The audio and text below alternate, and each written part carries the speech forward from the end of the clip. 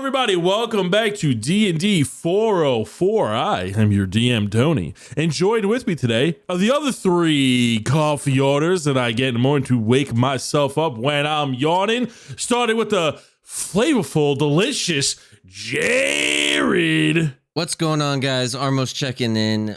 My order at a coffee shop would be a hot chocolate because I don't drink caffeine or coffee. Hey, viable choice. Delicious choice. What kind of hot chocolate? Is it a white hot chocolate? Yeah. Do you get marshmallows or whipped cream in it? I didn't know you can get marshmallows. I normally get it plain, so... I get my hot chocolate black. Okay, I don't like the silence that happened there. I hate how you said it. What about you, Dan? I am Dan. I play Minas Pebblewalker, your tiny little swarm keeper ranger, and I'm the flat white of this podcast. Oh, okay. That steamed milk. Yeah, went to Australia, tried some. Oh man, life-changing. That's my go-to when I don't know what to order. How about you, Draw? Oh man, where do I start? Well, first, I'll start with my name is Alec. I play Drell of the Ashe Borne, and my coffee order... It really depends on how I'm feeling. If I'm tired, then I'm going to go with I say tall or large, actually, because I don't use, grande, vento, whatever it is. I just say, give me a large coffee, right? So I always go with the red eye. I'll do a red eye if I'm feeling tired. Or I think they're called, the 2 shots is called like a double red eye. I don't know, but it's pretty much a shot of espresso in a cup of coffee.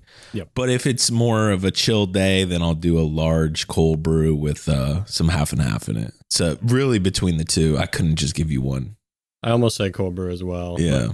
What about you, Tony? I just raw dog coffee every morning. I like the taste of the bean juice. We got to run that back. I love my my go-to order is just black coffee. You cannot say you raw dog coffee. Why not? Just drink it black. We can't. You got to re-record that. No, that's my answer. I like the bean juice, but I like ordering beans online I like ordering coffee beans from different places around the world. Personal favorite. I love Ecuadorian beans. No, you had a 3-minute exposition. Our coffee orders, not what coffee we order online, bro. If you go into a coffee shop, what do you order? Not, I order my own coffee because I'm part of the 1% now, and I brew my own shit. Californian slippers, bro. Okay, listen.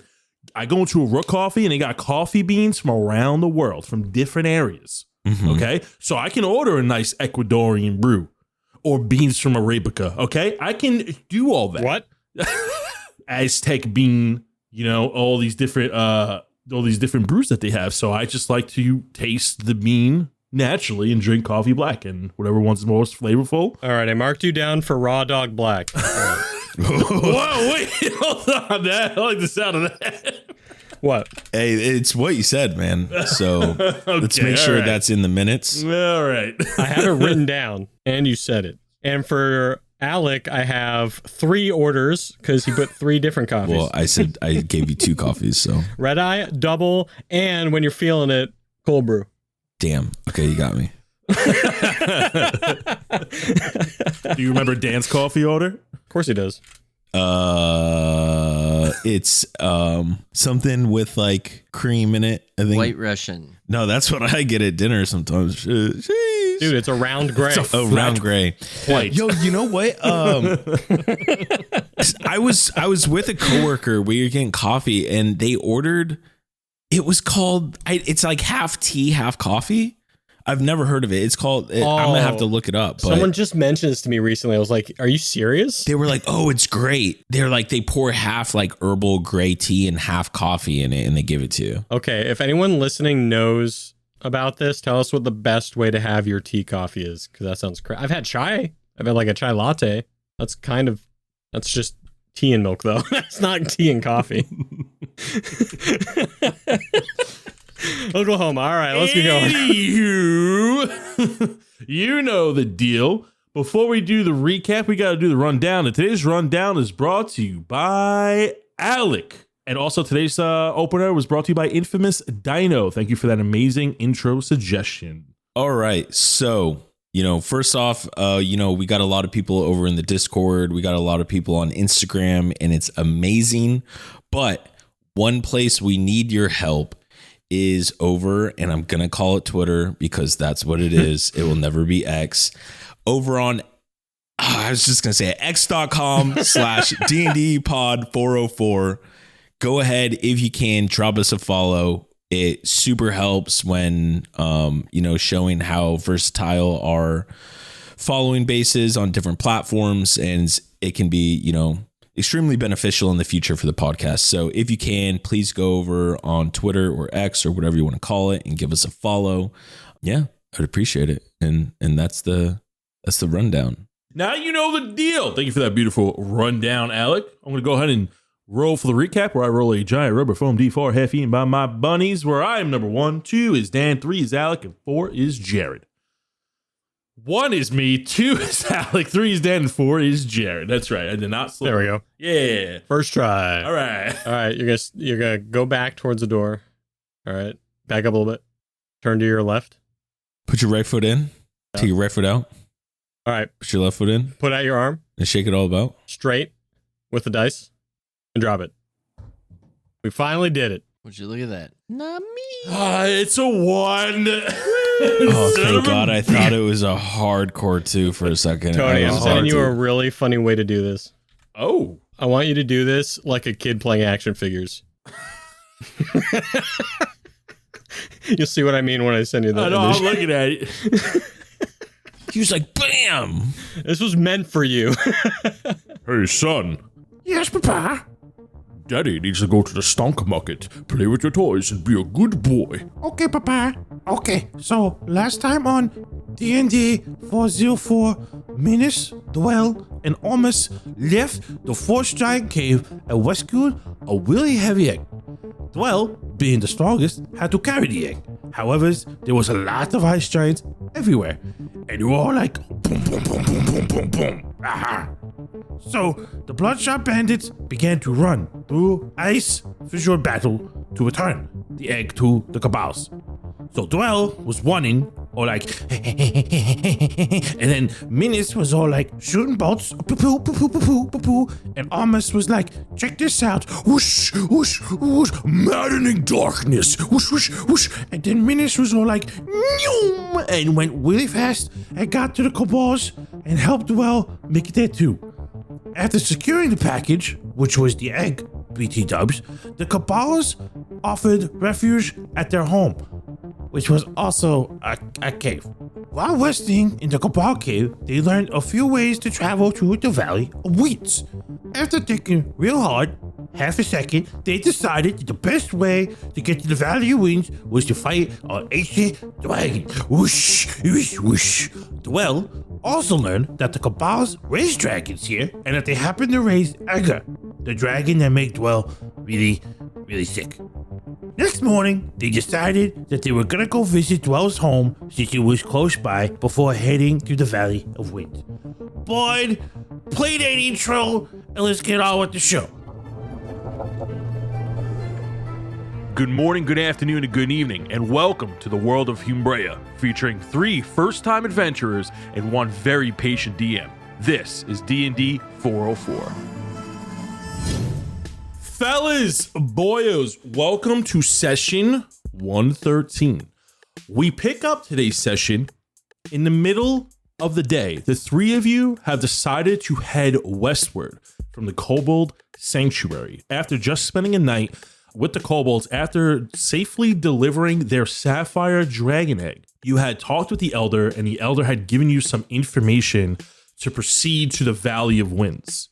One was more treacherous than the other, but it seems like the 3 of you want to go the path of least resistance, but potentially run into an ancient dragon of some kind. But before you head north to face that path, you decided to head westward to the Ashari Mountains to visit Drell's home, given the chance that you may not be by here again if you continue northward.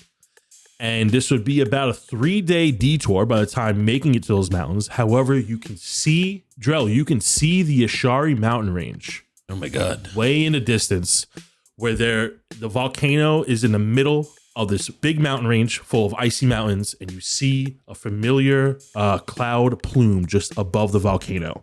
You know the volcano is active, but it's been dormant all these years, and you and your clan haven't had any real problems with the volcano. Living there has been very comfortable for you and your tribe during your lifetime. And the three of you are now traveling. It's in the middle of the day. You have been traveling a few hours since you left this morning to head to the Ashari Mountains after just leaving the Kobold Sanctuary. How long is this again going to take us? It's going to take 3 days. It's a 3-day detour. But that depends on how you roll, because it could be clear skies. It could be rough winds. Well, I think Mammy has to roll first.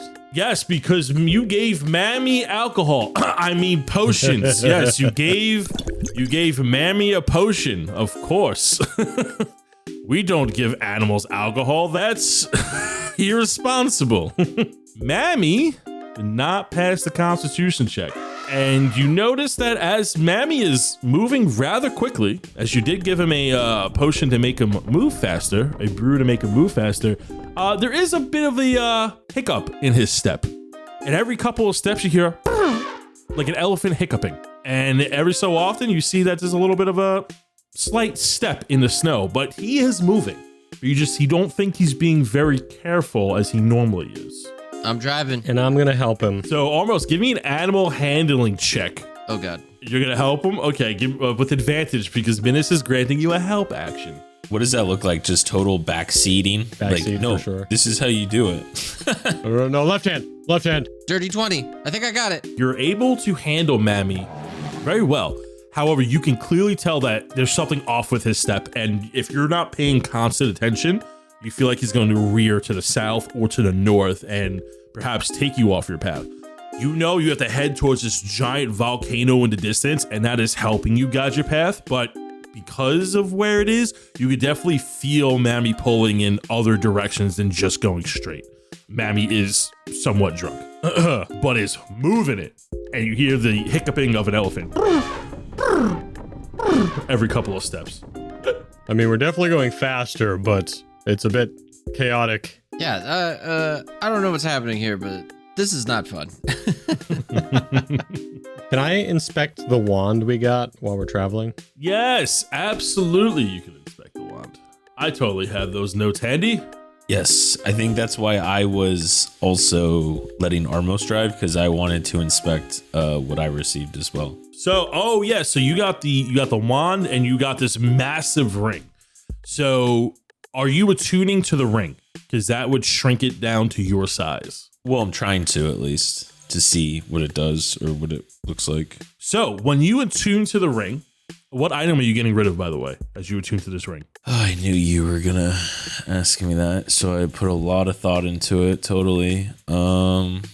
I think, unfortunately, I am going to unattune to my Trident of Fish command, the old faithful. Drell, are you sure? Yeah, It's a key item in our quest. I know, but so is my Dwarven Thrower and this Stone of Insight, and I have the stone go around my head. But like, that's all I have. No, you're right. We have to figure out what this is. If I don't like the wand, I'll attune to something else later. So I mean, do you want to use the Trident, Minas? And I hand him the Trident. no, I got to figure out what this wand does. Oh, okay. Maybe I'll attune to that later. Oh, Armos, I also have this ring of jumping. Drell's just going through his bag for the first time and stuff. He's like, you want to use the ring or the Trident? And these beans. You know what? I got two extra slots. Let me see that ring. Okay. And I give Armos the ring of jumping. So, what you have there is the ring of spell storing. I might need that ring back, Armos. What this ring does, the ring stores spells into it, holding them until the attuned wearer uses them. The ring can store up to 5 levels worth of spells at a time. When it's found, I roll 1d6 level of stored spells, which I've already chosen for you. Any creature can cast a spell of 1st through 5th level into the ring by touching the ring and casting the spell. The spell has no effect other than being stored into the ring. If the ring can't hold the spell is expended without effect. The level of the slot used to cast a spell determines of how much space it uses. While wearing the ring, you can cast any spell stored in it. The spell uses a slot level, spell DC save, and spell attack bonuses of the spellcasting ability of the original caster, but is otherwise treated as if you cast a spell. The spell cast from the ring is no longer stored in it, freeing up space. It currently has 3 spells loaded into it. It has a level 3 fireball, it has a level 1 shield spell, and a level 1 thunder wave spell, for a total of 5 levels. Okay, let's say I cast spells into it and Drell uses it. What modifier is used? By the spellcaster who loaded the spells into the ring. And do they have to be like voluntarily loaded into the ring, or if someone casts a spell at me, can I try to absorb it into the ring? So it doesn't say that the user, the person attuned to it, needs to cast a spell into it and store it. It's just you need to be attuned to the ring to use the spells in it. Well, I could load it up right now with something. Well, no, because it's full, I think, is what he already said. It is full. Oh, okay. It has one It level has 3 the fireball. the shield, and Oh, wait. Thunderwave. Okay, question. Thunderwave. I'm going to throw another curveball at you. If it's a concentration spell, he has to hold the concentration? Yes. Oh. Oh. what do you roll for concentration? Constitution. Constitution. Oh, then I'll be money. That's fine. But I feel like it would be better off on one of you, to be honest. You think so? Because because I'm not going to use my turn in battle to cast a spell. There are some spells in here that I'm thinking that you might want to cast. I was going to say, I can put... All right. I mean, we can test it out. Here. Armos, animal handling check as Mammy steering, rearing to the left. 13. You are heading now more south than west, and you're heading southwestward for the last... While you were talking, for the last, 10 minutes or so, you have headed south, and you are a bit off your path as you try to readjust. And Mammy's giving you a hard time because Mammy is just gleefully walking in the snow. So yeah, you still have time if you want to change wares. Essentially, Armos is cast everything at 5th level, so just grant him an extra spell slot. Dude, I really think you should keep it. Dude, okay, here. Let me just throw this at you. Ready? You ready for this? I'm gonna throw this at you. I can load up 2 Misty Steps. Dude, I'm thinking spiritual weapon. I'm thinking Yeah, I could give you armor of Agonith, a Chardelin's Stride. whatever that is. It gives you 25 temporary hit points. All right. Well, if you guys think so, I mean, I just don't want it, I thought it would be better off on one of you since I'm not magical, but But you're using our abilities. I think it'd be pretty cool. let's give it a go, I guess. And if it works, it works. And if it doesn't, one of you guys can have it. I mean, first we need to see what this wand does. Yeah. Yes, the next item is the Wand of Winter. It looks like a frozen stick with a little bit of an ice shard at the end of it. The wand looks and feels like an icicle. Are you attuned to it, Minas? You have to be attuned to it to learn what it does. Well, you just told me what it does, so let me look it up first. Hey, get out of here. I am attuned from my Flame Tongue Rapier for now. The wand has 7 charges, which are used to fuel the spells within it. With the wand in hand, you can use your action to cast one of the following spells, even if you are incapable of casting spells. Ray of Frost, no charges, or 1 charge to cast it at 5th level, with a +5 for ranged spell attacks. Sleet Storm, 3 charges with a spell save of DC 15, or Ice Storm, which is 4 charges with a spell save of a DC 15. No other components are required. The wand regains 1d6 plus 1 expended charges at dawn. If you expend the wand's last charge, roll a d20. On a 20, the wand melts away, forever destroyed. And as you are investigating these items, Armus is going to give me another animal handling check. Guys, help! Oh, I think we start going south, Armos. Oh, okay, I got 15. You managed to get him to go back westward, but he is very upset about it. You can tell that Mammy's giving some angry elephant noises. Does not want to go this way, but Beethoven, you go this way right now. And the 3 of you continue to travel as you investigate through these items. As day turns into night, how would the 3 of you like to camp? As Mammy is now getting tired, you see that the effects of the speed brew has now wore off.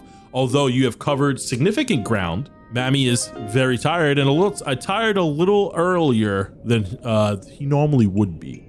But the sun is now setting and is getting much colder out. We do need to be a little bit more sparing, I think, with setting up the tent. It doesn't, nights are longer here, so or at least they're gonna get. So I think just practicing, sparingly is gonna help us. You guys think we could all stay in the cart tonight, or what do you guys think? Yeah, I'll just sleep in my bed in the cart. That's fine.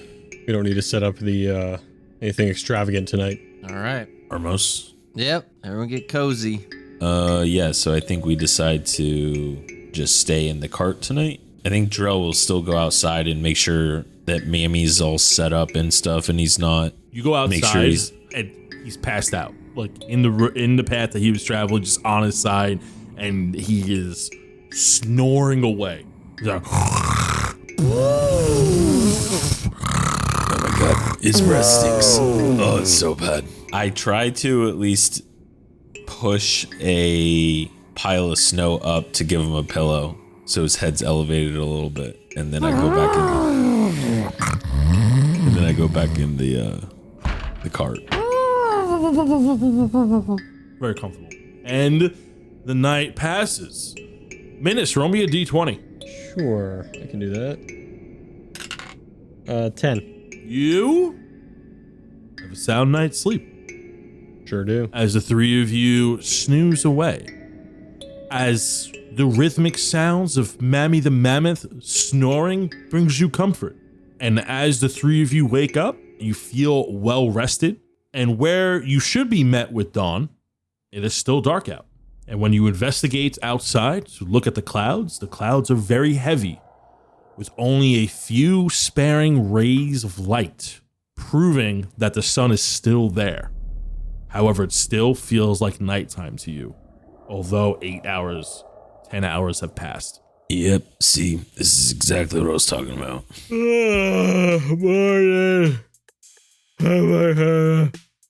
Yeah, I think Drell, normally he's one to sleep in, but I think he probably got up early today with a little bit of an anxiety, like getting ready to go like home because he hasn't been there in so long, but like he's being a little bit more serious and prepared than he normally is. Yeah, I go to the first floor of the cart, and I'm like, initially I see that Drell's on his bed. I pull out my sword, because that's not normal. And I go downstairs, I peek around the corner, I'm like, Drell, you okay? You're never up this early. Yeah, no, I'm good. Just, it's different when you're headed home, It's, haven't been there forever. So. Yeah. Oh, me neither now that I think about it. And I don't know where Armor's home even is. We probably shouldn't talk about that. I bet that's a touchy subject. Where is he from? Do we even know that? I don't think he knows that, Drell. Gonna be honest. Yeah, that checks out. Yeah.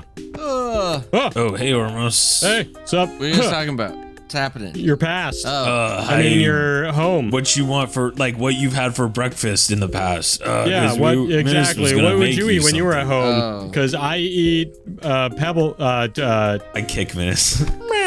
Grass. I eat grass. oh, normal things. How's it outside, by the way? And I look out the window. Oh, it's gonna be dark for a little bit. That's why I was saying last night that we're gonna want to try to be very careful with how many times we use the house, because you never know, like, when the sun will be out again. All right. Should we get a move on, or should we Sometimes it's out when you wake up, sometimes it's not. wait? Has anyone checked on Beethoven? Well, I was gonna let you go check on him since you've been working with him the past few days. All right. Do we want to feed him another brew, by the way, or how are we feeling about that? Did it significantly help speed-wise, even though we went the wrong direction? You just went off beat a little bit, but you did well in your checks. I felt like he was hauling up there. He was hauling. Whatever we gave him, it was working. All right, this time I'll bless him, so he has a better chance holding down the brew. All right, let's do it then. Should we question why? Wait, what do you mean holding down the brew? What kind of brew is this? I look at Draw. I look back at this. Don't look at me, you made it. It's, the good stuff. It's high quality. It's got a lot of vitamins, some vitamin D, some other vitamins. Almost, we'll remember this in future things to come. So are you giving him the brew, or? I'm gonna go outside with Armos with the coats on. How tall is the snow, by the way, when I step outside? Everybody's feet sink in about a couple of inches, but it's so compact rather than soft. Yep. Okay. Yeah, it's very cold. You still don't need your jacket just yet, Menace, because you're feather, but it is 0 degrees here. Armos needs it. Drell can like go outside for like a few minutes and with like his normal winter wear and be fine, but it is by all means considered freezing out. And for those of you listening at home, everything is in Fahrenheit, not Celsius. Freedom units. Freedom units, yes. Units. If you want me to convert them, I don't know how, so it is Fahrenheit. It's like you minus 32 and divide it in half or something like that. I don't know. I don't think that's right, but that sounds right. So you wake up Mammy. Mammy gets up, looks a little groggy, but overall happy. And are you giving him a brew? Well, first I'm blessing him. And that's just first level. Okay. So, I mean, since I can, I bless all of us, except Drell because he's not outside. Sorry, Drell. You don't do it normally, so it's fine. Yeah. It's Keeps just it keeping canon. with the, yep, Yeah. with the story. So you give Mammy the brew to move faster, and that gives advantage or a plus to Constitution. D4 to saving throws, Let's go ahead attack and rolls, roll. all that stuff. Nice, a 21. So you see Mammy drinks the brew, unaffected by the contents of the alcohol, now built up a little bit of a tolerance to it and is ready to move. And you see that while the two of you are outside after you get the brew, you see that he's like jogging in place a little bit. His eyes are a little bit wider and his trunk is curled up, like ready to go. And the three of you get back in the cart and you begin to haul. And you begin to, as Mammy is now running, what feels like full speed, and you are making some good distance right now. We're gonna do a little bit of a time skip. Is there anything the three of you would like to do with this day of travel before heading into the next day? I think Drell's just slowly keeps, like, in his a lot of spare time, he is, I think, working on his potion still, but then also I want to see where we're at with like him studying to increase his intelligence score. Yeah. Like, I feel like he does keep trying to find time to like study and stuff as well. He's like, I didn't know math had numbers or letters, I mean. Terrific. The stone is working hard. It is spinning real fast around you. Yeah. Around your head. Yeah. Stone of insight. So you go ahead and you dedicate your day to studying and reading and understanding the mysteries of the universe and mathematics. And you begin to travel. And Mammy is on beat, passing that constitution check, not drunk, moving forward. You guys make great distance. And then we're going to go ahead and camp out for the night. As you see just beyond the border, or if you would like to travel through the night and try to push Mammy, you feel like you can make it there within the next 10 hours or so. Maybe sooner, maybe about 6 hours if you decide to push Mammy to the limit, as you feel like you're really close, as the volcano that you're used to is really close by. No, I think even though we're on a time crunch, I don't think going and trying to travel in the middle of the night is the move. I think we should give Mamie some rest and finish up, tomorrow. All right. Yeah, that sounds good. Seems like if we start bright and early, we'll get there pretty quick. So Yeah, exactly. All right. So the three of you are camping out in the cart tonight? Yes. And so the three of you do, with Armos rolling me a d20. 14. And a wonderful night's sleep you have. As the three of you get your rest again, you notice that it's darker than it was yesterday. And you look outside and you see even less rays of light shining through. About 10 hours have passed in your long rest. You even find yourself oversleeping due to the lack of sunlight. You're not sure what time of morning it is, but you definitely feel like you slept in way more than you normally do. No one set an alarm. Menace, I thought you had the SIDS waking us up on time. What? The Sid's waking up. Sid, you were supposed to wake us up. And I accidentally hit him too hard and he flies across the room. Oh, sorry. Okay, don't hit him. Another Sid had like glow sticks in his hands. Yeah, you see Sid there with the glow sticks, and then all of a sudden, all you see is the glow sticks, and the glow sticks drop. Sorry, Sid. And you see Menace in a really tired state tumbles out of his bed and hits the floor. Ah! I'm coming. What are the three of you doing? We get our butts in gear and make it to this volcano. I feel like we need to start moving. Yeah, Menace is trying to get Mammy up and about like a kid who missed a school bus. You see the mammoth gets up pretty easily, feels very well rested, gives like a groggy yawn, gets up, you get ready to go, and you notice that the snow is picking up a little bit. Like it's snowing a little bit harder than it was the day before, but nothing that's hindering your movement. And the three of you pick up as you traverse forward towards the Ashari Mountains. Is there anything the three of you would like to do as you are going to arrive soon? So the ring that Drell has is already full. Can we put different spells into it? Yeah, essentially he can like cast it into the void and then you can reload it if you like. Gotcha. Is there anything in there what was in there again? A level 3 fireball, a level 1 shield, a level 1 thunder wave. Yeah, it all seems pretty dope. And then Menace, you got your gears in check, doing a gear check before we show up. You know what I mean? He rushes back in and he's brushing off the snow. Yep, I'm ready to go. And his shirt's backwards as he gives a thumbs up. What just happened? Well, I had to put my shirt on real quick, so I don't know. Oh! And he turns it around. Sorry. I'm ready. I am gonna change some spells around in my book while we're traveling. So I'm not driving now. Drell will drive. Drell drive. I need to pee real quick. I'm so sorry. All right, then I'm taking this opportunity to get more coffee. Oh, Armos, we finally get time to just hang out in the back on our own. Mm-hmm. And Armos is like frantically thumbing through pages as Menace is chatting his ear off. Yeah, just you and me and the story. Oh, I forgot to continue my story from last time about that time I was hanging out with bullywugs Oh yeah.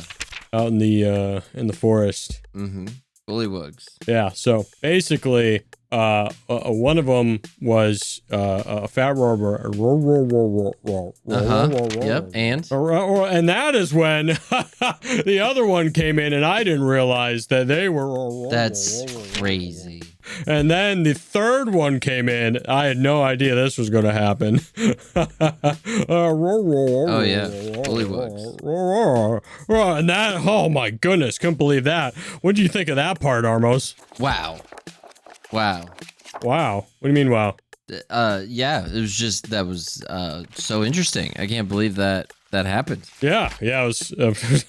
Oh, and what'd you think about the last part? I'm surprised you took that approach. Well, I was too. I never thought I would be that brave, but little me had it in me. So I still haven't looked up from my book, but just give him a quick 5. Like, hold my hand up.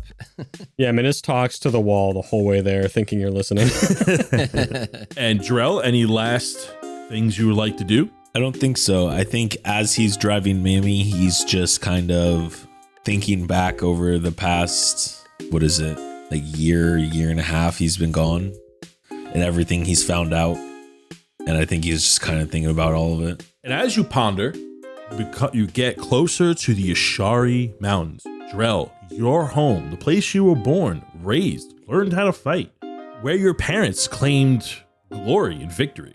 The home of, well, Drell, yourself, Brax, your father, and Blossom, your mother, your Aunt Dory. And you know that she is one of the elders of the tribe. And as you get closer, you are flooded with these memories of you growing up, taking down your first saber-tooth, remembering the giant mounted heads of hunters in the past that have slain small dragons and cyclopses and frost giants, gathering exotic different items and weapons that they use to fight against your clanmates. And you're comparing the stories that you've heard from when you were a kid to the adventures that you've had over the last year and a half or so, coming up on 2 years, I believe, since we technically started this campaign.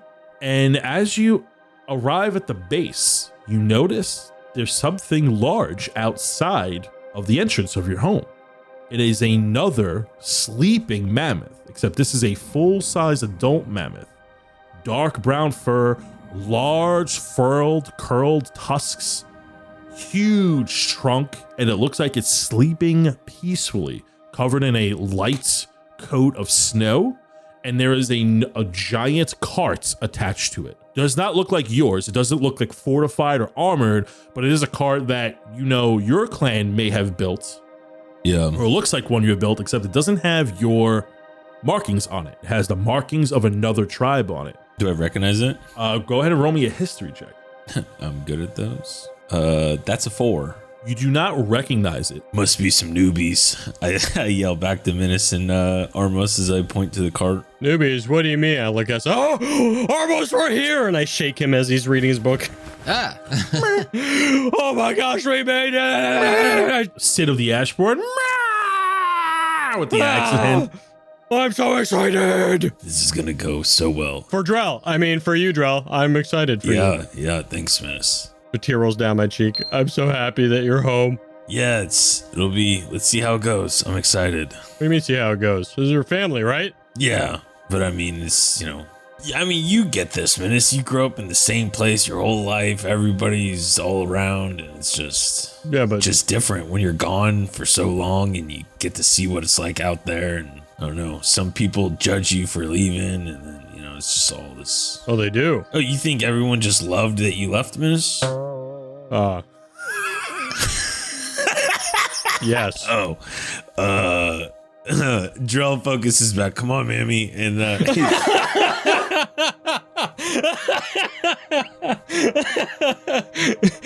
Menace slumps down, holding his knees with a cloud above him. Cue the Discord emote. So you know that the reason why the mammoth is parked outside of the cave is because the cave entrance is not big enough to have Mammy walk in, essentially, or the adult mammoth. And this was done on purpose to keep giants out, or to have them have a hard time at least getting in. There is no gate. There is no overarching iron door. It's just an open entrance.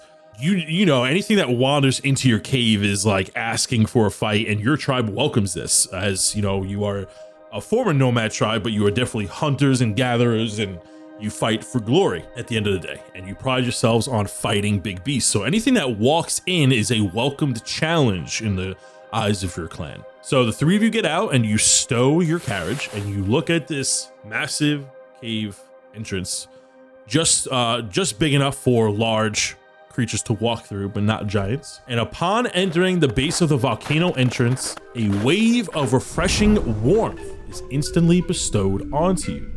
A large cavern room spanning over 200 yards of open space. Lava rivers flow on the northern edge of the cavern, where there are several tent-like structures, and they are set up resembling some sort of forge and other various structures.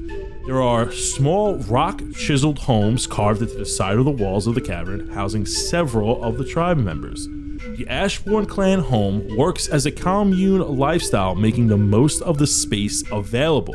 And as the three of you walk in, you see these two large lava waterfalls on the northern west side of the cavern, flowing down, with rock rivers flowing in between tents, the stalagmites, large barrels, big bundles of wood with various tents set up acting as homes. And you see Goliath walking around, working in some way. You hear the hammering of blacksmiths in the distance. You hear the puffs of fire. You look at all the decorations adorned on the cavern walls. You see murals and paintings of former tribe members fighting great beasts. There are small dragon heads mounted. There are cyclops eyes mummified and hung up on pikes and hanging from chains. There is a huge wall on like the east rock cavern wall. There is a huge display of weapons that former legends of the Ashe Borne clan use, and these are considered retired weapons to be used by no other warrior of the clan, as the previous wielder may have passed away in some glorified form of combat, and they hung up their weapon as if a football player retires a number. There's this large campfire in the center of the cavern that helps provide heat to the rest of the cave, with all these stools around it. And you see all these Goliaths drinking, eating. Most of them have like a happy demeanor, Drell, you notice that there's a few more clansmates than you have noticed. Your clan is now up to just under 100 members, which is a large amount of number for you. About half of them are over the age of 25. You see a lot of younger members who are fit to fight, and in your clan, fighting age to be able to defend the clan or go out and hunt is around 15 or 16 years old, while the rest are considered younglings. And you see that there are small children like learning how to fight. They have their first clubs and they're training in the corner, and they're like trying to fight each other, and they're having a good time. You see that there are saber-tooths resting in stables built on the eastern side. People are walking around, and you notice that by the entrance, one of the people standing guard notices you, and it goes, "Drell, is that you? You've returned home." Sup? And you know this is Mathok. This is somebody that happened to be in your clan. He's a little bit older than you are, about a few years, and he was well renowned in the clan since before you left. He's already made his mark. He's taken down, he's fought a few giants in his time. He's definitely a respectable warrior, and there's a few of these type of warriors in your clan that you may recognize as you go. And he comes over and he gives you a predator shake. He goes out for a predator shake. "Drell, it's been just almost about a year, hasn't it, since you've left home? Yeah. Hey guys, look who's back!" And you see like he raises his hand, he flexes, and everybody here is jacked out of their mind. And Minas and Armos, you see like all these people are about average 8 feet or taller. Minas, is this how you feel? Walking around all the time? Man, I'm looking up at everything. I think it's slightly different as I look a little higher with my neck.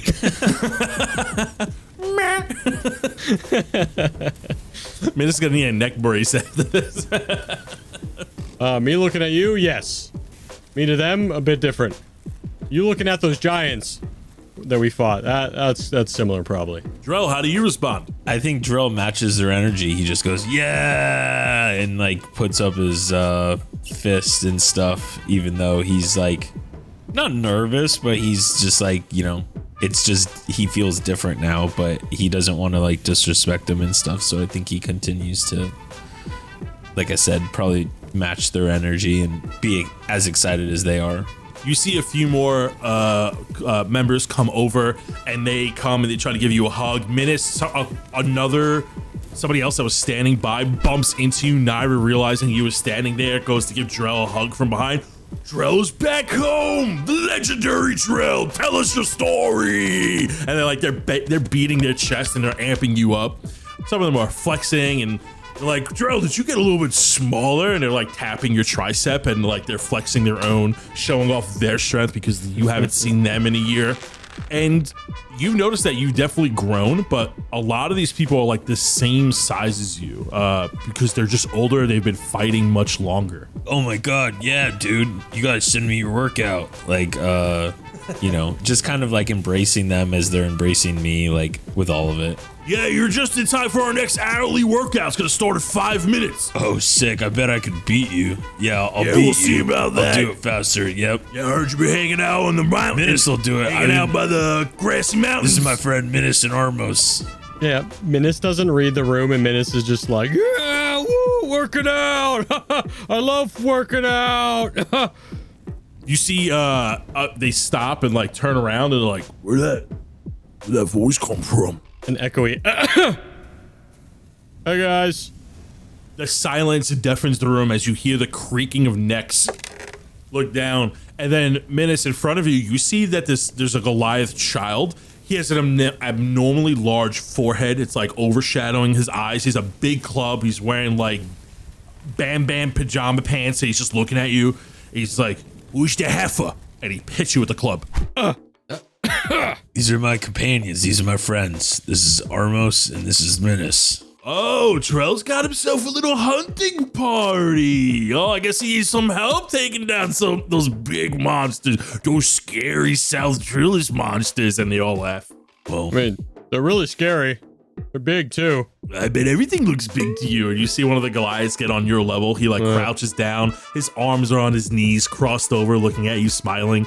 He's bald. He has similar tattoos to Drell, but he doesn't have a beard. But he's a really defined, chiseled chin. He's just looking at you with one eye open. You should see the things I've seen Minas do, man. It's pretty dope.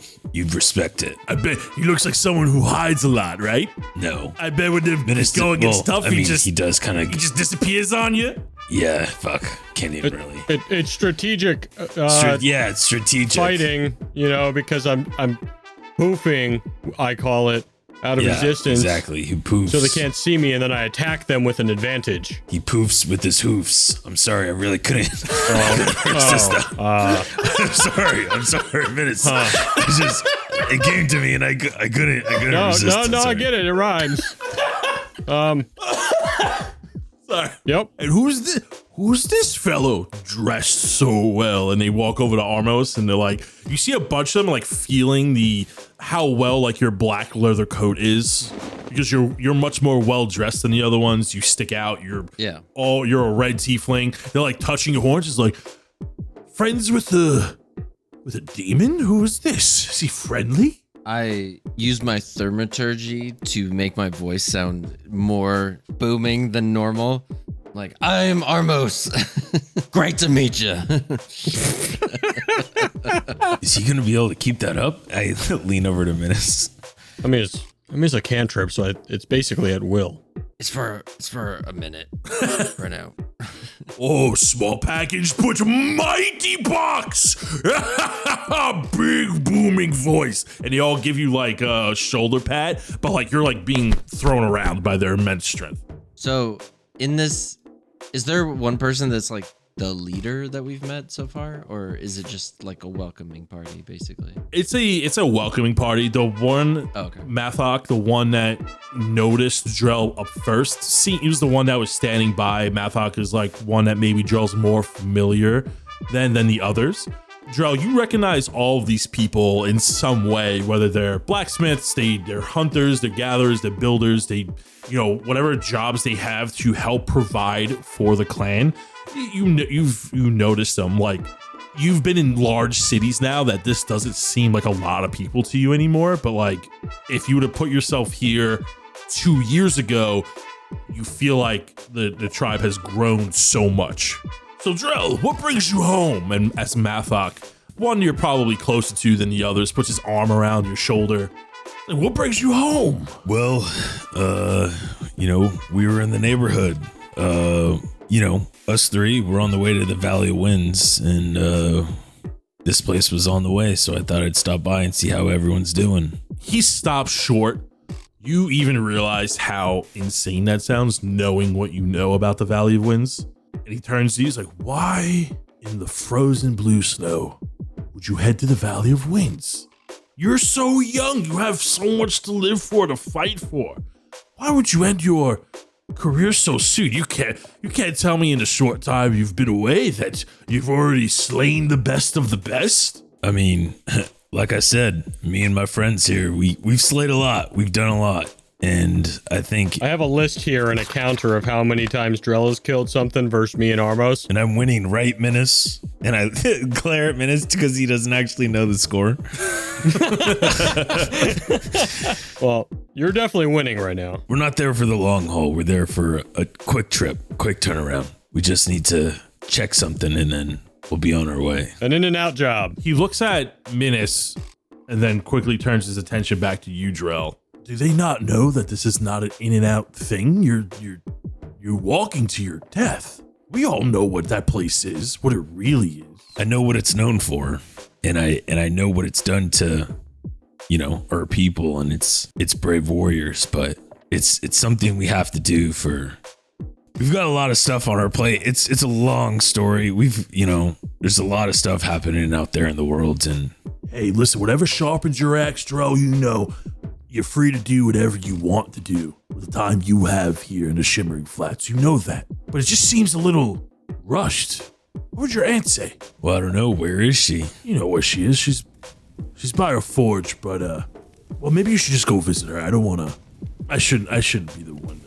She's good. She's kicking, Drell, like, oh, I almost feel like by the way he's being told this, he thinks something's wrong.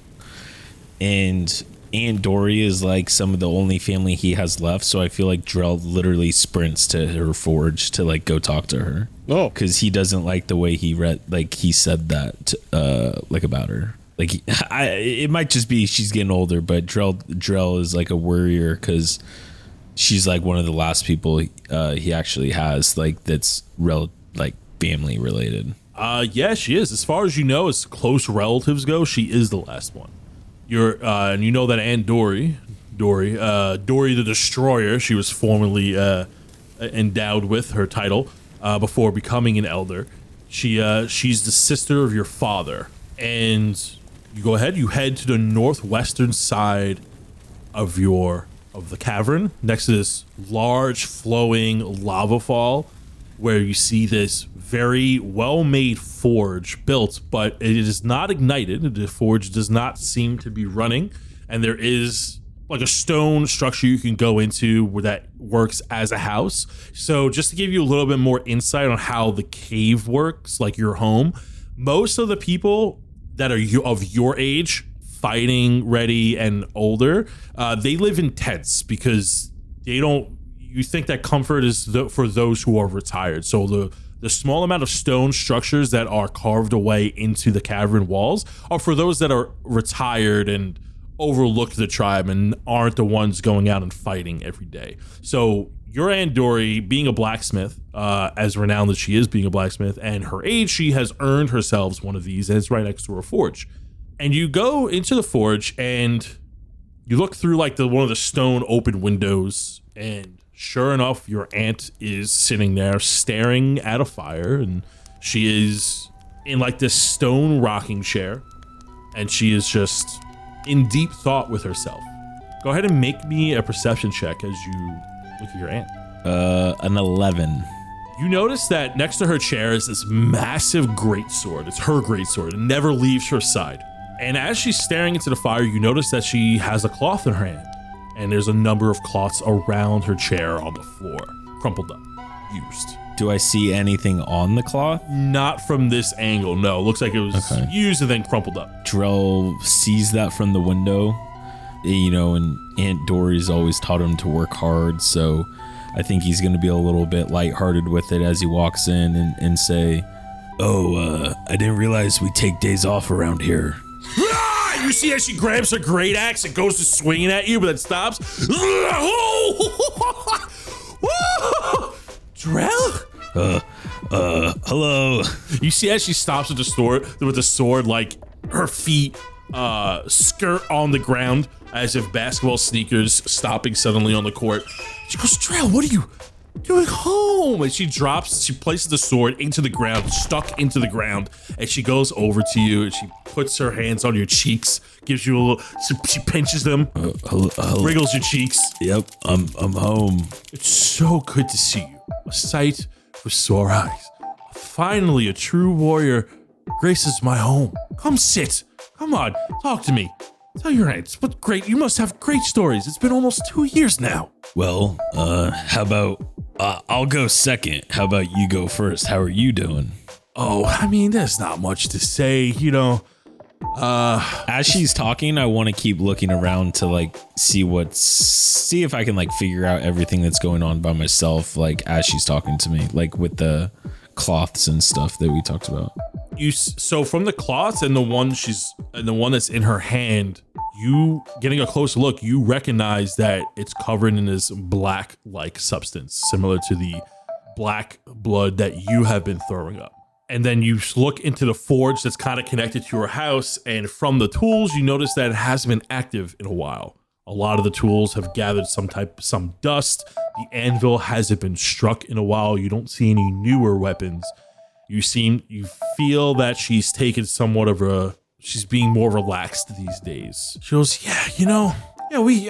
after you left, I was a little lonely. Yeah, Thor was a little lonely, and I went out and I started fighting, trying to, get a couple more kills under my belt before I, hung up the old greatsword, and I went out, but then, I'm not in my prime anymore, and I feel like I've lost my chance to fight something glorious. And so I just, looking over the town, providing the wisdom that I have and passing it down. We got a new group of council members, so I've kind of taken a step back from the trivial matters and just providing my insight on the really important matters. And the last 2 years have been going great. We had quite the boom in younglings. Oh. So the clan's getting bigger. We might have to expand. I don't know if you've noticed. It's getting a little cramped. I was gonna say, there's a lot of people in here.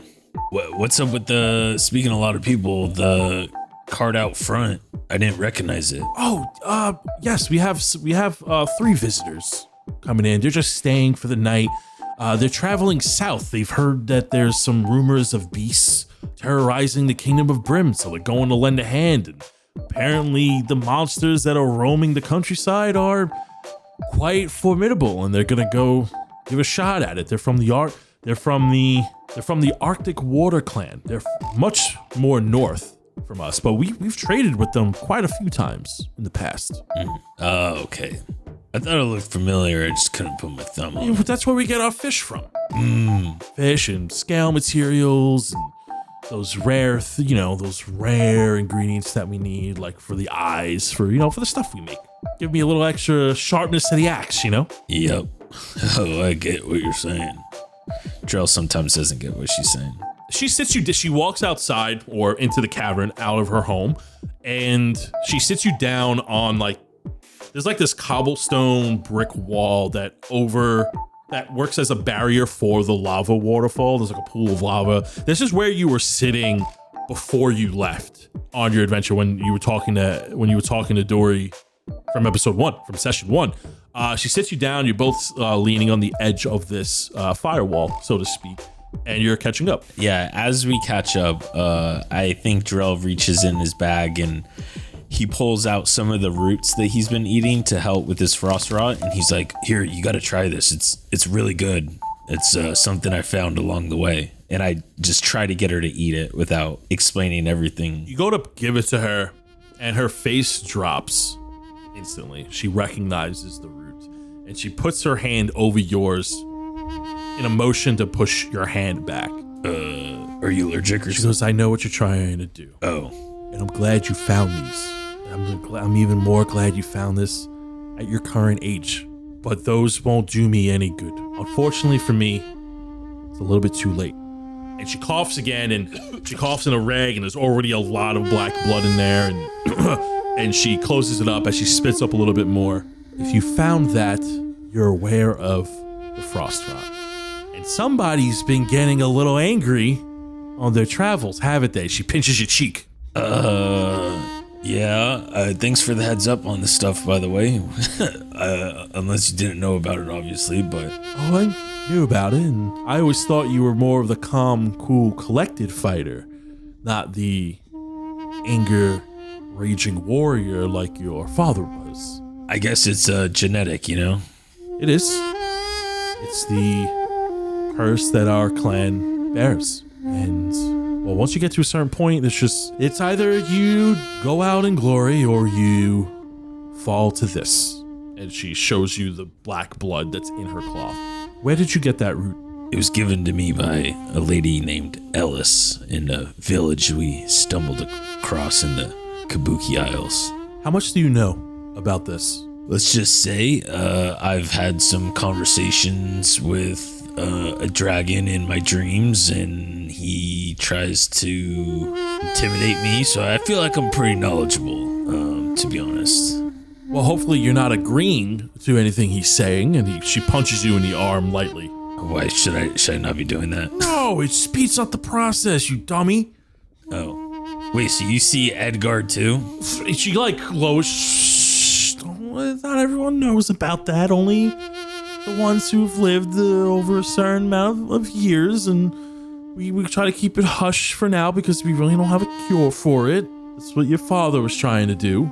He was trying to get a cure? so to speak. We're gonna flash over to Minas and Armos as the two of you are getting bullied by some of the younglings, and some of the older members of the tribe is like talking to Armos. They're just interested in why he's red. He has these devil horns. He's really well dressed, which looks very out of place to them. Minas is getting bullied by some younglings with big foreheads and clubs and like pushing him around. What are the two of you doing? How are you responding to all of this?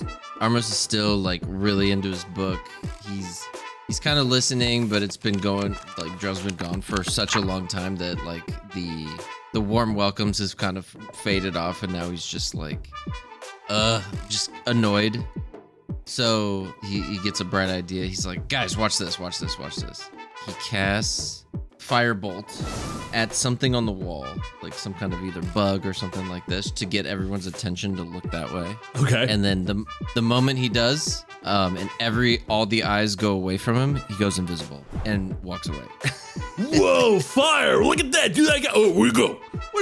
Where'd he go? And you see all these people like looking around and looking under their feet. Oh, they're so tiny. They're so easy to lose. And like, first one to get him gets to hot die him. And they're like now walking around the cave.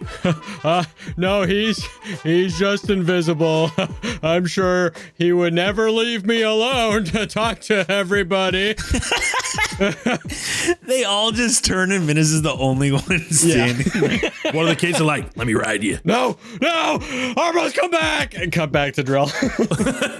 Cuts back to Drell. Okay, well, I mean, how much more can you tell me about that? Because that's actually why I'm here. Those beasts down in the south, they're no joke, and there's a lot of stuff going on. So, Lord Baron actually sent me up here to try to see if I can go get my dad's axe.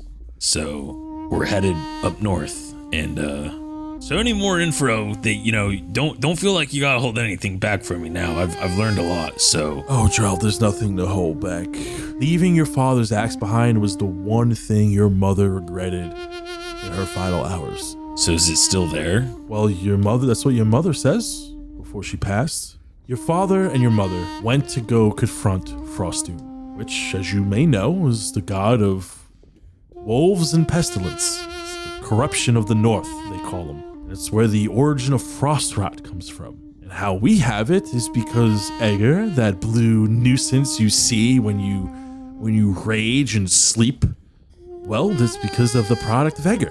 He decided to devote himself to the beast, and it plagued Egger, and then our bold ancestors just had to take on an ancient dragon and cursed us for generations to come with this terrible disease, and this is the curse we bear because of them. However, it is our way of fighting and living, and well, it's good to know that a lot of us die off before meeting this terrible fate. And she coughs up a little bit more, because as you know, frost rot is some magical form of disease that makes animals rabid.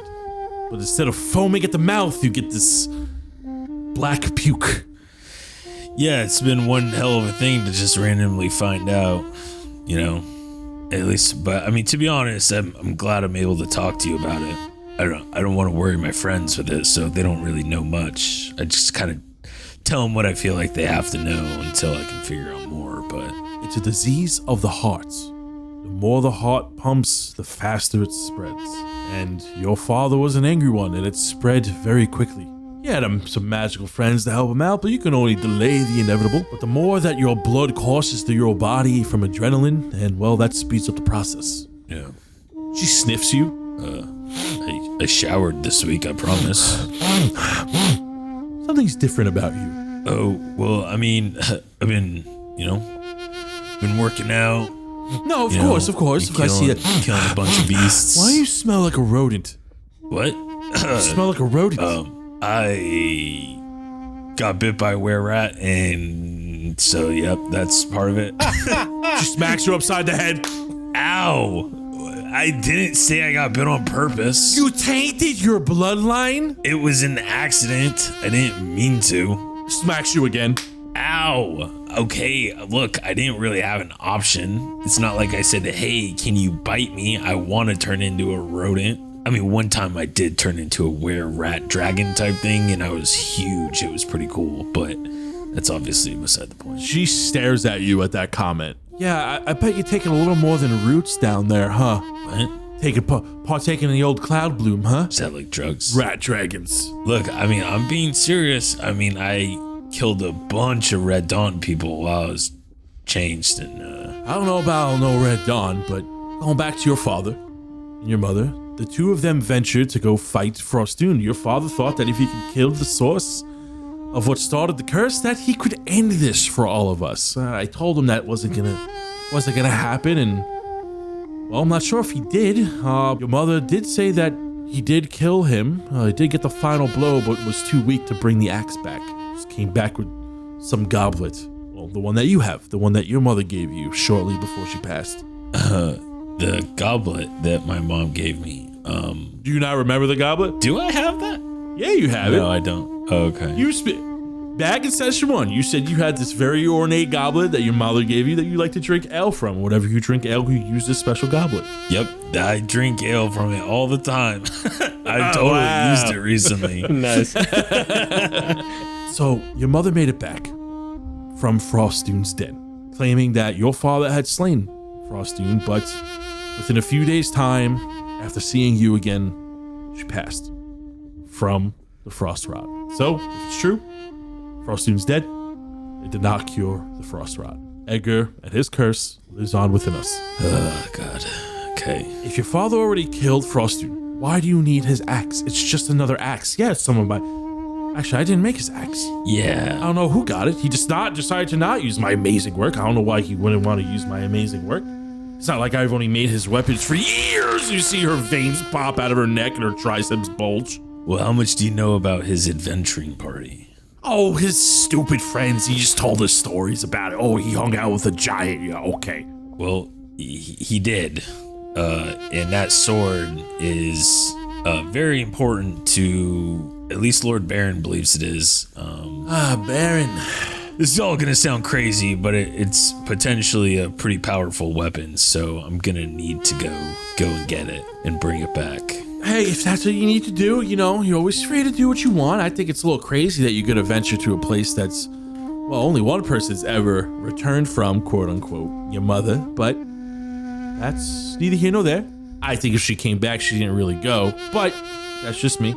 There's a little bit of resentment in her voice when she said that. Look, if my mom said she was there, I don't have a reason to not believe her. What I'm hoping to do is, if she says the axe is still there, then I'm gonna go get it, and it's that that's it. It's a lot. It's, you know, I got a lot on my plate, but you know, I got my friends out there, which, by the way, you gotta come meet. One of them, you know, he'll give you the cold shoulder and probably not talk to you a lot, but the other one, you will not be able to get him to stop talking. So they are pretty awesome, but I definitely think you should come meet them, because the three of us going, I think we can do it. I think we can get in and get out. She smacks you upside the head again. He doesn't really say ow this time, because, you know, he doesn't, you know, he wants to show that he's being serious. He's not stringing her along. He's not joking. He's being serious this time. But her hand rests on your shoulder after this slap, and she looks at you eye to eye. She's on the same level as you. It's stupid that you're going so soon, but I believe in you, and if you think it's the right choice, then you go bring your father's axe home, and you do what you need to do. You have my blessing, even though I think it's a little dumb. And she smiles at you. Well, thanks. I appreciate that. And don't worry, I'll get it. I'll bring it back, and then when it's all said and done, it'll go right up there on the wall with everything else. That's a good spot for it. You know, you look a lot like your father. I have a better hairline though, right? And I rub my bald head. You should have seen his hair when he was younger. It was, boy, wow, whew, what a hawk. What a hawk on that guy. But just try not to, your cooler heads prevail, Drell. Just because you're angrier than your opponent doesn't mean you're a better fighter than your opponent. I get that. So where are your friends? Well, let's go see. I think they're outside.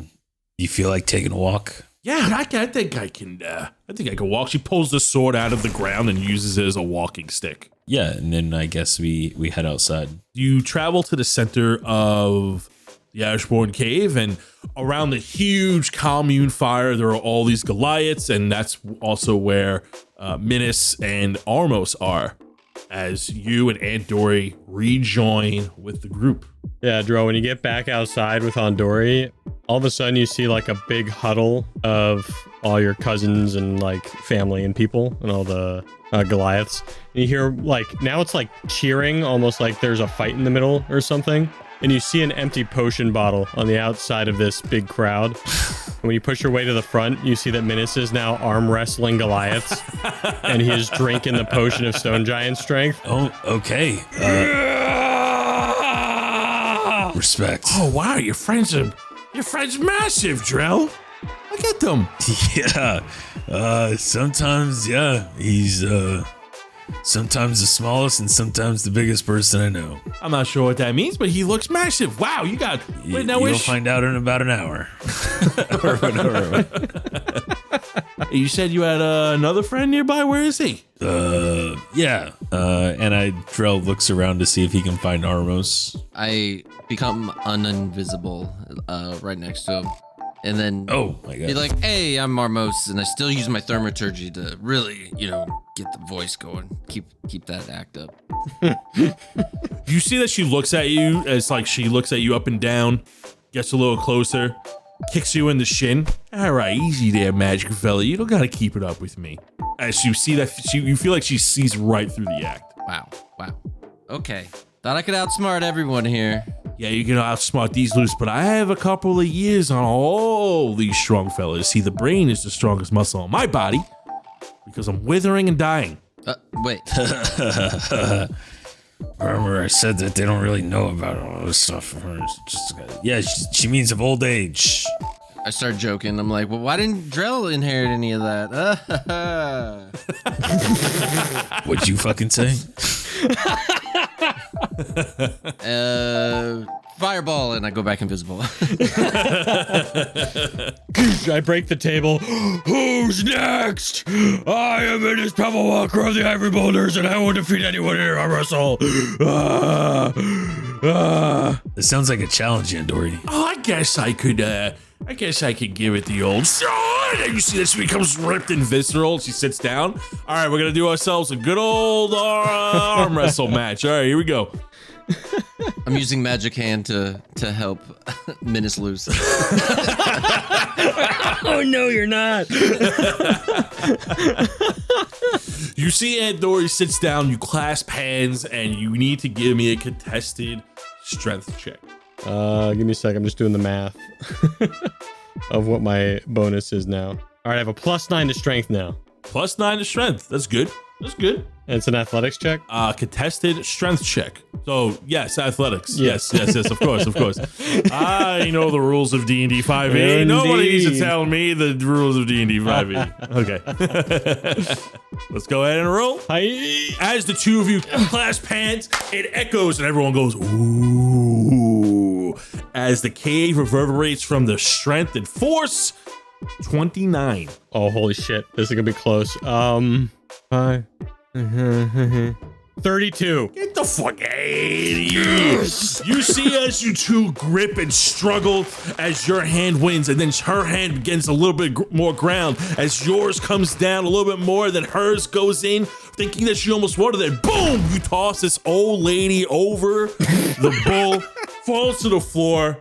As the table cracks, everyone is silent as you just overpower this elderly 62-year-old woman. And everyone's looking at you. She gets up. And she becomes so visceral. And everyone cheers, and everyone's like super excited as they thought she just dropped dead for a second. I walk over to Drell. Hey, what's going on, Drell? Minas, I have nothing. I have no words. It's not. I don't want to say I didn't expect this, but I had. Pretty impressive, right? All natty as I kick the potion away. Yeah, Minas. It's great. It's great. Where'd Armos go? He's here. He's around here somewhere. Always here. as Menace just got done being like, super strong, tough guy, and then I appear behind him and he jumps and gets scared a little bit. Yeah. I mean, that's normal. I'm normal. That's how I always talk. Who wants to go again? And as you're enticing people to come arm wrestle you, Aunt Dory settles down a little bit, and Drell walks over to you, Drell, and she goes, by the way, if you want to meet the clan's members, there's about 3 of them that came by from the Arctic Water Clan. They're over there on the opposite side of the commune eating. And you look over and you see 2 very large Goliaths. They have like this dark gray type skin tone with all black tribal tattoos, rather your bright blue tribal tattoos. And you all have these dead beasts, these saber-tooths. They have some of these snow tigers with them. And it looks like it's like from a hunt that they had just before they came in here, and they're like skinning them and chopping them up, and they're about to like eat them. And then so there's 2 of those, and there's one of them is a female. She's absolutely massive. She has half of her head is shaven, has a big red mohawk, black tribal tattoos, and one of her arms, her left arm, is completely tattooed black, almost looking like if it was frostbitten. And she's just ripping this saber tooth wide open with her bare hands. Blood is getting everywhere. It's completely covering her and her 2 members of her tribe, of her own tribe, and it's like bones begin to crack and guts fall out. She's skinning the animal with her bare hands. She's going, she's like completely gutting this thing very well. Like everything is going super well, but she's completely covered in blood. That's disgusting. That's pretty wild. You know that chick? No, and no. Huh. Has she ever heard of like a napkin? I don't know why. Why are you talking like that? It changes your size, not your voice. No, it does. I mean, I didn't drink anything. And I cough. I drank nothing. This is all me. I always talk like this. You see like this, the Sids are trying to sound deeper Sid as well. Yeah, this one Jax.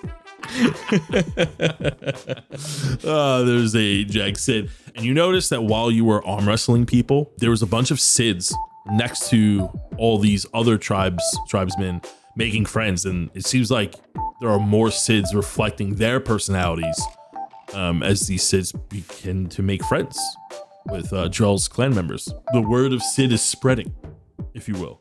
You see all these Sids like acting like Drell, like rah! You're like, whoa, this is pretty awesome. Look at this guy. He's so strong. He's so tiny but mighty. And they're like each of them are like holding up their own Sids. They're making their Sids fight each other. I like to think that Sid of the Ashe Borne is just reenacting all of the battles, like showing people the fights that we've done, like with the other Sids. Absolutely. Like just putting on their own theatrical show. It's like, yeah, that Sid's pretty dope. Anyways, Menace, you know that they were just giving you a hard time, right? You know that the size doesn't matter to them. It's the types of beasts that you conquer. So you don't have to change who you are to be accepted by them. You just got to prove to them that you're a warrior. Well, And to me, both of you guys have already proved that. So I mean, I'm still the same size. I'm just stronger. Oh, wait, you're not like big? No, I drank the Storm Giant strength potion. Oh, I thought you drank the one that you drank that makes you huge. Like the one I drank in the frickin' Rust Bug Cave. Oh, okay. All right. Well, then never mind. Good job, Menace. And I pat him on the back. Thanks. He's super veiny. The 3 of you are spending at least the rest of the day here. Drell, you have caught up with Aunt Dory, and she had dropped some information onto you. Unless you're going to ask anything specific, it's pretty much one big, somewhat of a party here right now. And this is like what daily living is if you're not out fighting. So is there anything the 3 of you would like to do here? There are some facilities that you can use. There is blacksmithing. There's some leatherworking. You can replenish on some basic food supplies. There's not too much you can get out of a mountain other than like basic rations. Drell, there is the keggery, which are 2 massive barrels of ale that your clan makes, because drinking and killing are the 2 things your tribe is really good at. So like if you're not killing, you're drinking, and the keggery is where everyone gets their ale from. I guess I'll kind of go first because mine's the easiest. I am pretty much restocking everything that I didn't have. So Drell is drinking, his favorite, beer that's from his home. He's also restocking up on supplies that he can, now that he's, brewing, because he didn't take any of the brewing supplies here because he wasn't really doing it then. But now that he is doing that, he's going to try to replicate it, I think, on the road. So he's definitely buying the supplies he needs for all of that. So you don't buy things here. Things are kind of just given to you on word, merit, and you understand that like you'll give something back one day, or like you're trading like goods or secrets, because everything works as things don't run on money here. Things run on your good word and the promise that you're going to bring greater things back. Everybody works together. So there is no currency. So if you want to pick up basic hand axes, you could take a whole bundle of them if you'd like. If you need any repairs, they're done practically for free when you like exchange stories and stuff like that. Everybody works as a team. I don't think I need anything like that, but Drell does want to leave at least some of his like brews that he's been making, like a couple of each, just Yeah, matter of fact, that's what you're trading for supplies. You're trading your brews that you've been making, and you're trading recipes. They give you the recipe to make the ale that is served, and you notice that there's been a name change to the ale. They call it El Lava. Oh my goodness. Oh no. Not even La Vale. No, it's El Lava. I hate it. And then I also think I want to give them, so right now I'm wearing plate armor, but I do have the set of chainmail that I originally came here or left this place with. And I think I want to give it back to them so they can give it to the next warrior and, use it. Be like, this is also, it got better, by the way. It's +2 armor instead of the +1 it used to be. No, just kidding. No, I'll just give it to the armory and just say, this has treated me well. Hopefully it'll treat the next person just as good, and give it back to him. You see the female warrior who's working the armory, gives you a predator shake, takes the armor, gives you a nod, and thanks you for contributing to the clan, and takes it and cleans up. She goes, "Oh, there's some nice bloodstains on this. Very, very cool. Those are actually probably my own. Even better. This thing has stories." Yeah. And she goes, she takes it, she puts it on an armor rack. Blood a lot in it. I think I died in that armor. No. Not sure which one. Maybe it was this one. And Drell looks down at his armor. So you trade your armor back and you're doing your part. And in return, you're getting the supplies you need to continue your brews. Minas and Armos, is there anything the two of you are doing?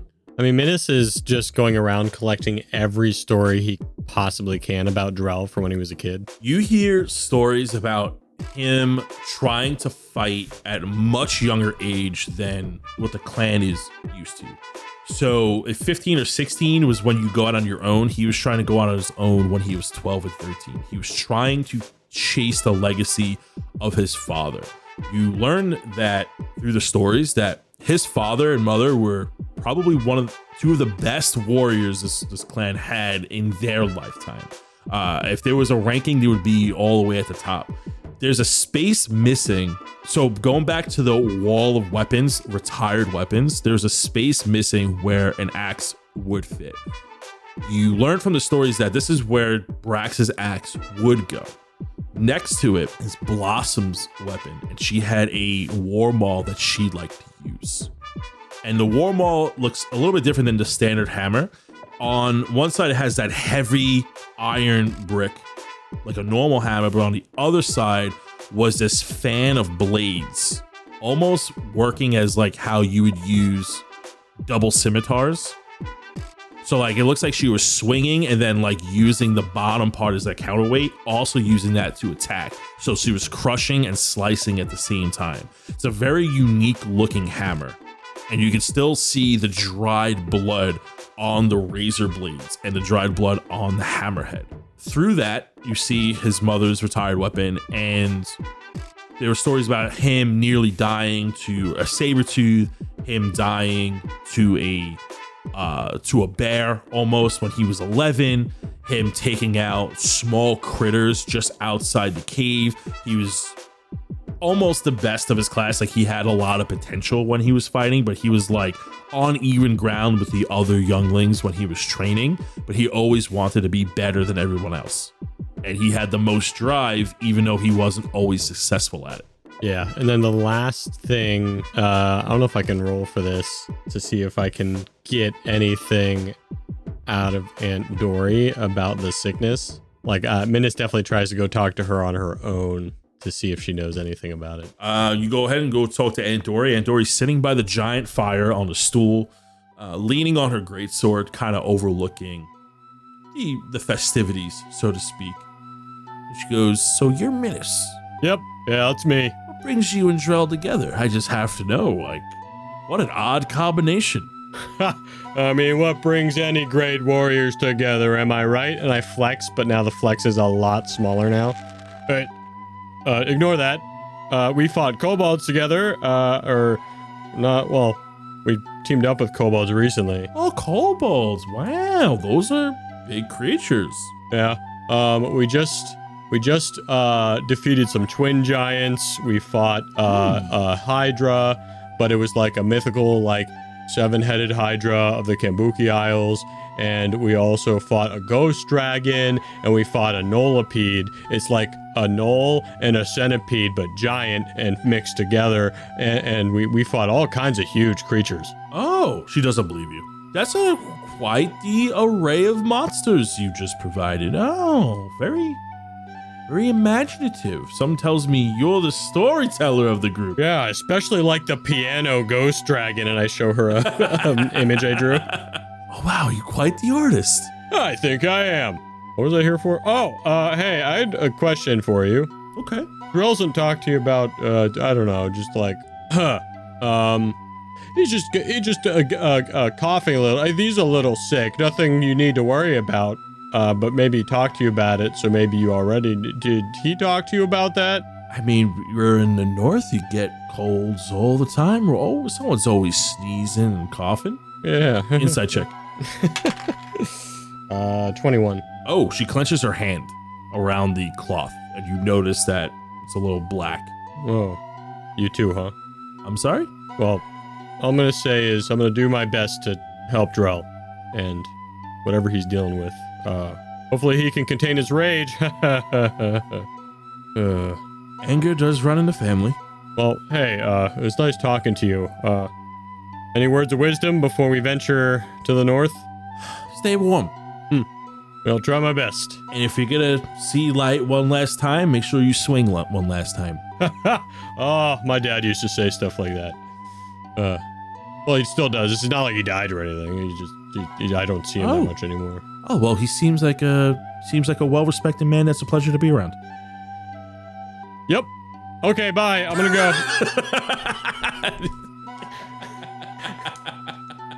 And I go talking to more people. Armos, what are you doing? Overhearing. Oh my god, are you fucking invisible listening to our conversation? Yes. I'm not gonna be. Yeah, I gotta eavesdrop. Hearing the conversation, Armos gets a little kind of a feeling in his stomach that's just not sitting right. Knowing that if we go on this adventure, that we either might not make it, or Drell may make it, but unfortunately she may not by the time we see her again. He uses his encode thoughts and tries to take some of the best memory that he can think of Drell, and take it from a piece of paper, and then comes up to her and presents it to her. The trident's definitely in there. Yes. She takes a piece of paper and she goes, "Oh, I'm not really one to read, but I mean, I guess I could take a look." And she's flooded with these memories. What memories are you sharing with her? I'm trying to think of all the best memories that I can think of Drell's greatest hits. One is definitely going to be the trident, where you jump down and slayed the monster. I'm trying to think of others that he was like just a really with the dragon when we were fighting Adelram. Dude, the one where I turned into you saw me as the dragon thing, Yes. right? Yeah, the rat dragon in Shadowfell. It's great because it's all from Armo's point of view. Yeah, and especially make it like you can't have the greatest hits without a funny moment. So especially when he's in the rat dragon form and he comes down and he's naked and he's running around. Gotta add that in there. You see that as she's thinking back to these memories, she like puts the paper to her chest and she's clasping it. And then you notice that as she's watching these visions through her eyes, you see that like a single tear drops and falls down her cheek. And then quickly she like rubs it away before anyone sees. But you definitely see it. And she puts her hand over yours and she goes, "Thank you." Just know he's in good hands. You can see that now. She gives you a little bit of a smile. And then with that piece of paper, she gets up and you see that she like walks back to her home in the northwestern part of the cave. As it begins to get later into the evening and things settle down and people are starting to go to sleep. As he watches her, we were kind of off from the group. He watches her slowly kind of walk to where her home is. Armos can hear the chanting and fun being had in the distance, and just kind of seeing the two different versions of things that are happening right now as he turns to the big crowd, as reluctantly walking that way towards Minas and Drell. So the three of you are now together again. The three of you are going to be spending the night here, I presume? Yeah. Yeah. Figure we can hang out for the night and hit the road in the morning. It'll be nice to rest in a very warm place, and I look at the lava all around us. Yeah, that will definitely help. So, yep, I say we stay here, and I think these guys are all accumulated to the time changes here, so we'll hear them wake up with them. Do we like sleep in hella hard after partying, or are we like early risers? Because you definitely sleep in a little bit, but something happens in the night. So the three of you camp out around the giant campfire, and you know this campfire like never stops burning, Drell. This is called the commune, and most people sleep here despite having their own tents. It's the warmest part of the cave, and technically safest, although the lava provides heat. Lava does tend to spew and spit every so often, and that could lead to a couple of scrapes and burns here and there. So people tend to sleep around the fire, and in the middle of the night, you hear whispers as everybody is asleep, and you hear a little pitter-patter. "I mean this, Pebblewhacker. I am looking for a..." There's a lot of big people here. A crumpling of paper. Meanis Pebblewhacker. And I passed out like on one of the Goliath people I made friends with. Absolutely. And you see that he has a picture, or he's like looking through paper. He goes, yes, this must be him. He's the only one that's not massive. And you feel a little movement, Minas, as you are being awoken by a small raccoon panda, red panda type creature. "Yes, are you a Minas Pebblewhacker?" Yeah. One second. And I like get down from the Goliath, and I'm like, let's talk over here. I'm rubbing my eyes. I pull him away from the commune and a little closer to the magma, somewhere in the middle that's away from the sleeping giants. Yes, very, very warm here. Don't want you to be around. Yes. My name is Lachlan. I am from the FFCS. I am responding to your letter, and this is a picture that you drew of you, and he holds up a picture that you drew of yourself. Yep. Oh, yes! Oh my goodness! Oh my goodness! Oh, I'm sorry. Yes! Oh my goodness! This is crazy. You found us. We need your help. Yes, I have been assigned to this realm. I have understand that you have some letters for the company that I can take from you. Yes. Yeah, so, yeah, here's all the letters that need to be delivered, and here's a bunch of stuff for Aotetera. Yes, we read the letter. Very sad to hear about his demise. Very, very, very sad. But we are already taking care of matters on our end and making sure that him and his family is well taken care of, as provided in the letter. I understand you sent some money back to us as well. Oh, yes, of course. Thank you. That means the world. You see he takes a satchel and he like looking through it. He's looking through the letters. Yes, this seems like standard. Okay. Goes into his satchel. I also have a letter for you from the Mulan. I have a letter from Mulan.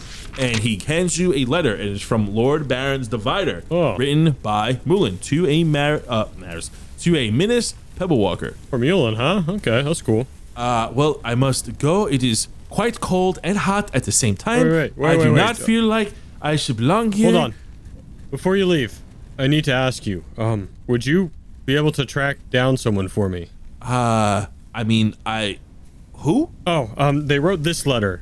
And I give him the letter from Miranor. You see, he takes the letter and he sniffs it, and like the paper like practically goes up his nostrils. And then you notice on your letter it has a similar like crumple on your letter. You didn't quite notice it before, but you get the sense that this is how they track people down. And he takes a big old sniff. Yes, I can send a letter to this person. Yeah. Or we could send a letter to him. Yes, I mean, if you mail a letter, it will come to our services, and then we can track the person down and deliver it. Yes. And if you deliver it, and you know where they are, will you be able to tell us where they are? Well, that's with permission. If they send a letter back, that's kind of perfect. going against the Dear Miranor. All right. This is going to be really important, so listen up. And I write a whole letter about like how he needs to give them permission, and it's way too long of a legal document. There are way too many like sign here, initial here's. And why do I have a feeling that this is going to go into the next session? Because that's where we're going to end it for today. I was wondering. I knew something. And that is where we're going to end this week's session, as he gives you a letter from Mulan, and it looks like an update of some kind. Or we will read it in the next session. We will read it in the next session. Nice. Or maybe in the after show. Ooh. No, definitely next session. Yeah. Okay. Any closing remarks as we finish up in Drell's home? Quite the little detour. Yes, actually. We have started a Go Raise Me in Humbrea for Drell's anger management classes. So if everyone could pitch in, I don't know if he'll actually agree to take them, but we're hoping we can raise enough money so that he can attend anger management classes. Sounds like metagaming to me. Yeah, and if you missed last week's episodes, Aoteras, who were raising funds for them, so that's still going on. Make sure to check that one out as well. Yeah, we've raised half of our what we've been hoping to get, so we can't thank you enough. His family really needs it right now. Yep. Armos and Menace, appreciate all contributions. Any recommendations before we go on to the Patreon supporters? I got one if no one's got one. Go do it. All right. So on Steam, a fun little game came out, and not many times does a game come out where I genuinely laugh, but it's called Thank Goodness You're Here. It's a quick 2 hour, maybe 2 hour and a half, maybe 3 hours, depending on how quick you're going. Fun little game. So much happens in it. It's ridiculous. It's silly. Check it out. I give it my stamp of approval. It looks like a very goofy, fun, silly game. It is. Probably with a deep meaning or message later on that you don't expect. That makes you think about life. Absurd is what the game is. Like, everything about it is just like, wait, what? What's the genre of game? RPG puzzle? Yeah, kind of RPG, no puzzles. It looks like Goose Game with like an adult swim. Yes. If you played Goose Game, it's that, but more ridiculous. Hey, that sounds good to me. Yeah, I haven't played Goose Game. I played it. I had a pretty great time in it. There's many things that happen in it that you're like, wait, what? Are you kidding me? But yeah. Great rec, man. It's a good one.